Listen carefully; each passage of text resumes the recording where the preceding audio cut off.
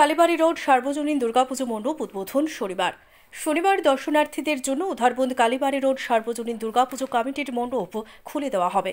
সাংবাদিক সম্মেলন ডেকে এই কথা জানান কমিটির কর্মকর্তারা। তারা বললেন, পুজোর প্রস্তুতি প্রায় সম্পূর্ণ। এবার দর্শনার্থীদের মণ্ডপে প্রবেশের জন্য একটি ফ্রি লাইন বা পথ থাকবে।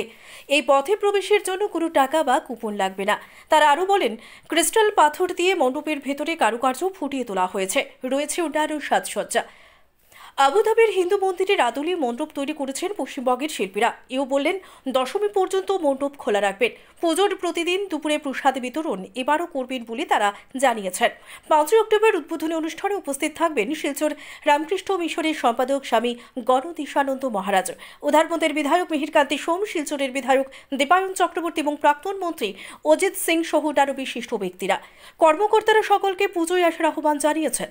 সাংবাদিক সম্মেলনে উপস্থিত ছিলেন কমিটির মুখ্য উপদেষ্টা শঙ্কর রায়, সভাপতি পার্থ চৌধুরী, প্রবীর দেব, ধ্রুব নাগ, সুজিত শীষ, শুভ্রেন্দু চৌধুরী, সাজন রায়, রাখাল রাভা এবং অমল ভট্টাচার্য সহ অন্যান্যরা।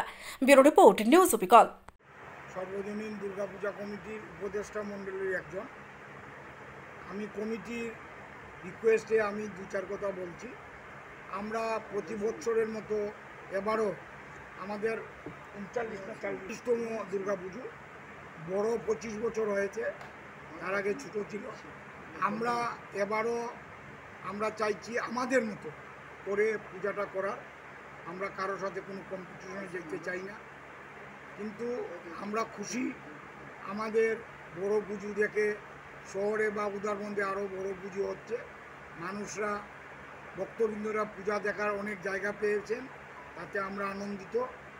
আমরা সবার কাছে একটাই রিকোয়েস্ট রাখব, প্রতি বছরের মতো এবারও আমরা আনন্দদায়ক প্যান্ডেল, প্রতিমা সব করেছি।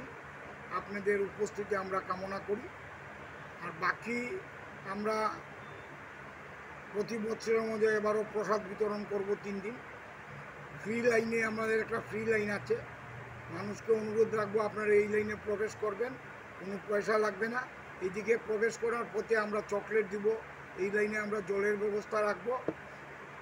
বাকি আমাদের আরও 2টা লাইন আছে, একটা ভিআইপি লাইন, যাতে আমরা ইনভাইট যাদের করি ওনাদের উদ্দেশ্যে বলছি, ওনারা চিঠি যেটা আমরা দিয়েছি, চিঠি নিয়ে ফ্যামিলি নিয়ে আসলে ওদেরও পয়সা লাগবে না। ওনারা যে কোনো রাস্তায় প্রবেশ করে মূর্তি দেখতে পারবেন, প্যান্ডেল দেখতে পারবেন।